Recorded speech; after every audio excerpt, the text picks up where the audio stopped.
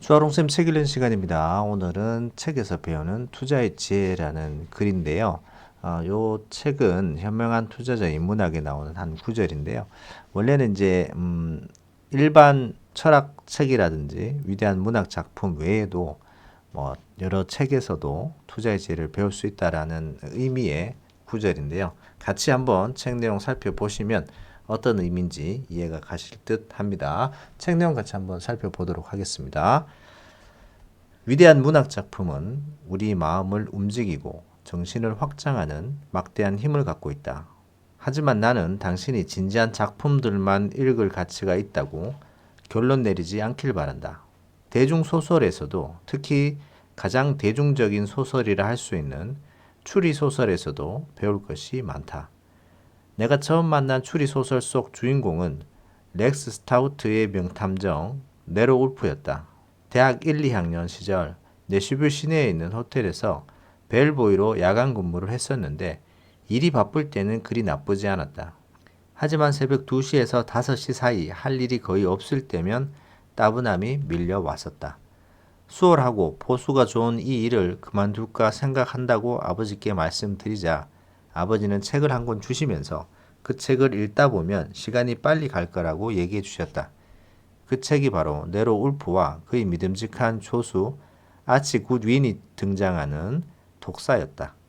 아버지는 네로 울프 시리즈 가운데 39권을 가지고 계셨고 그해 여름이 끝날 즈음 나는 그 책들을 모두 읽었다.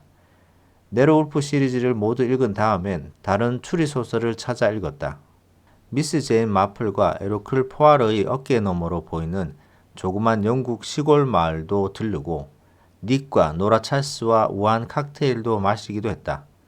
필립 말로우와 함께 머리를 얻어맞기도 하고 샘 스페이드와 함께 샌프란시스코의 늦은 밤거리를 돌아다니기도 했다. 나중엔 케인 스카페타 박사와 기이한 부검을 하기도 하고 알렉스 크로스와 미츠광이를 추적하고 다시 영국의 시골 마을로 돌아가 수사반장인 애덤 댕글리쉬와 만났다. 추리소설에 끌리는 이유가 무엇일까? 몇 가지 이유가 있다. 잘 쓰여진 추리소설은 일과 빡빡한 일정이 주는 스트레스로부터 건전하게 벗어날 수 있게 하고 멋진 영을 준다는 게 직접적인 이유일 것이다. 하지만 추리소설 속에 담긴 사건들을 대할 때 내 주의를 끄는 것은 퍼즐을 풀어나가는 지적 도전감이다. 처음에 각 사건들은 혼란스러워 보이고 여러 용의자들이 등장한다. 하지만 이야기가 전개되어 가면서 눈앞에 놓여 있었지만 간과했던 증거의 조각들을 주인공은 찾아내고 이 조각들을 모아 부인할 수 없는 범죄의 증거를 깔끔하게 구성한다. 지금도 새로운 추리소설을 읽을 때면 언제나 용의자와 마음을 하나씩 들여다보며 열심히 단서를 찾는다. 내가 추리소설을 읽으며 최고의 즐거움을 느낄 때는 주인공이 문제를 해결하기 전에 내가 먼저 문제를 풀 때다.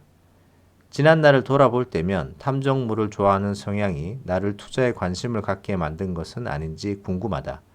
미스터리를 해결하는 것과 주가가 제대로 매겨졌는지 따져보는 것은 근본적으로 비슷하다. 두 가지 모두 퍼즐이다. 탐정은 용의자가 유죄인지 무죄인지를 밝히기 위해 여러 가지 증거들을 모은다. 주식을 분석하는 사람들은 시장이 기업 가치를 제대로 평가해 주가에 반영시키고 있는지 판단하기 위해 재무 데이터와 산업 자료를 수집한다. 2000년과 2002년 사이의 약세장이 지나고 나는 추리소설 분야에서 투자자들에게 도움이 되는 교훈을 실제로 뽑아낼 수 있을지 학문적으로 검토해보기로 마음먹었다. 맨하튼에 있는 서점 미스테리어스 북숍을 들리는 것으로 작업을 시작했다. 목적은 추리소설계의 명사인 서점주 오토 펜즐러를 만나는 것이었다. 오토에게 누가 가장 위대한 탐정이라고 생각하는지 물어보자 그는 주저없이 오기스트 디펜과 셜록 홈즈, 브라운 신부를 들었다. 이 세 명이 가장 위대한 탐정이라고 오토는 말했다. 위대한 탐정은 무엇보다도 뛰어난 지적 능력의 소유자들이다. 그들은 사건 해결에 참여하고 있는 보통의 똑똑한 사람들과는 차원이 다른 비범한 통찰력을 갖고 있다. 한마디로 그들은 지적 거인이다. 요컨대 위대한 탐정은 더 열심히 일을 했어도 더 운이 좋아서도 더 빨리 달리거나 싸움을 잘하거나 총을 잘 쏴서도 아니고 바로 더 잘 생각하기 때문에 사건을 해결한다. 이 세 명의 탐정들을 살펴보고 그들의 사고 습관을 알아보자. 오기스트 디팽은 에드거 앨런 포가 만든 인물로 최초의 추리소설로 널리 인정받는 모르그 가이 살인사건에 처음 등장한다. 디팽은 마리로즈의 수수께끼와 도둑 맞은 편지에도 다시 등장한다. 디팽을 공부하면 어떤 교훈을 배울 수 있을까? 첫 번째, 회의론자의 사고방식을 가져라. 사회적 통념을 무조건 받아들이지 말아라. 두 번째, 철저히 조사하라. 두 번째 위대한 탐정 셜록 홈즈는 의심할 여지 없이 추리소설을 통틀어 가장 인기 있고 잘 알려진 탐정이다.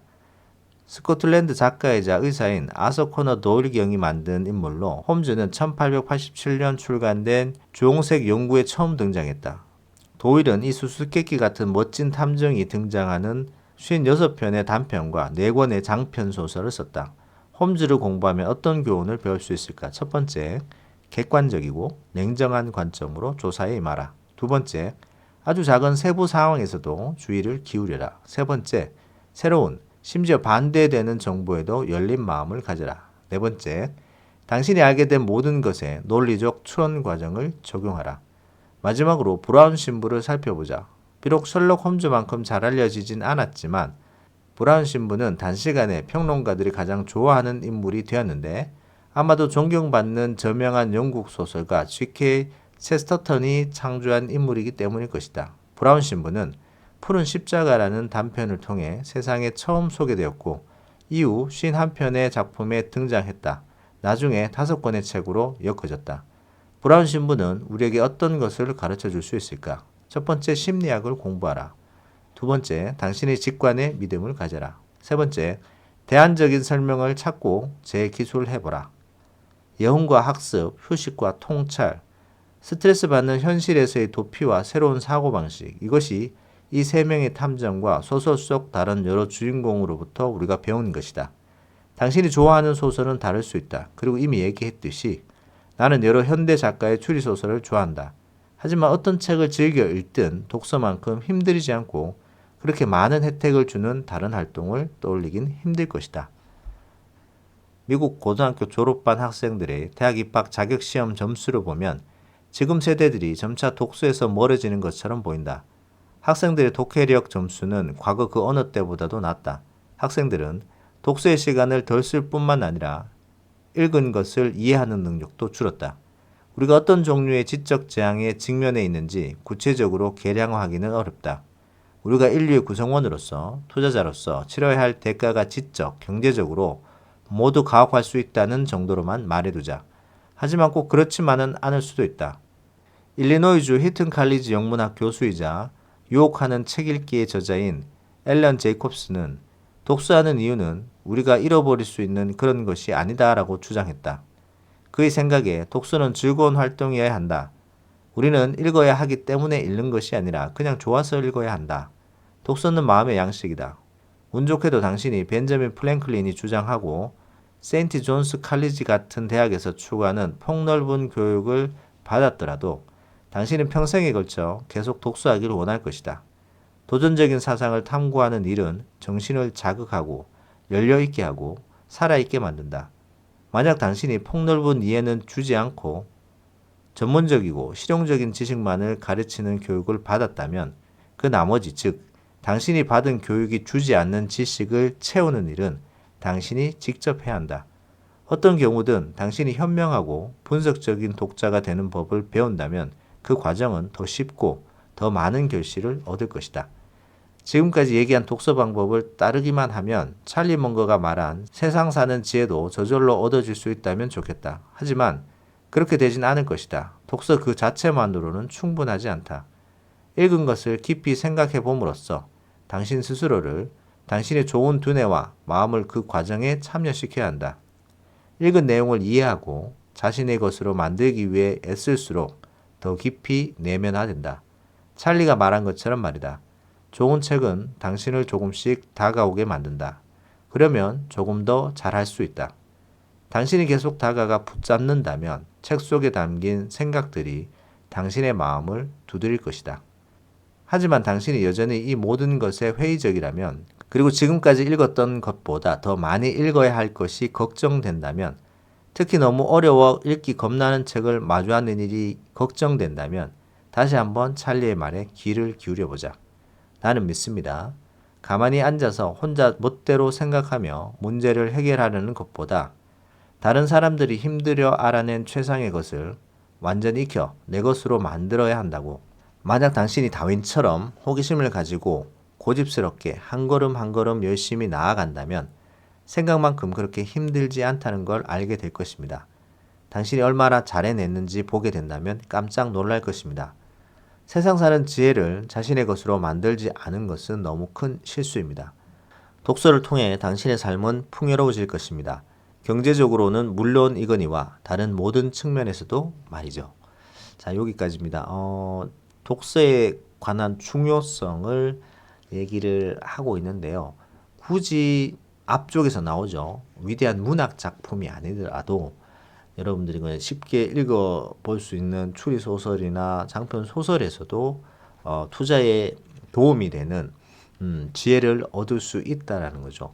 세 명의 유명한 탐정들이 하는 행태, 그거는 어떤 사람의 생각이죠. 그 저자의 생각을 통해서 인물이 등장을 하게 되는데 그 인물들의 특징을 가지고 회의적으로 생각을 한다거나 아니면 심리학을 공부해 본다거나 세부적인 사항에서 주의를 기다리면서 뭐 논리적 추론 과정을 적용한다거나 이런 것들을 투자에서 충분히 적용해 볼 수 있다고 하는 것이고, 찰리 멍거가 얘기하는 것처럼 세상 사는 지혜를 자신의 것으로 만들지 않는 것이 너무나 큰 실수라고 얘기를 하고 있죠. 많은 사람들이 미리 알려놓은, 애써서 알려놓은 그런 지식들을 여러분들 것으로 만들어서 지혜를 닦아 나가야 된다라고, 그래서 독서가 필요하다라고 계속해서 얘기를 해주고 있는 것 같습니다. 오늘 잘 보내시고요. 5월 1일이 또 근로자의 날이기 때문에 쉬시는 날 좋은 양서의 책을 한 권 읽어보시는 것도 좋을 것 같습니다. 오늘은 여기까지 하도록 하겠습니다. 책 내용 도움되셨다면 구독, 좋아요 부탁드립니다. 감사합니다.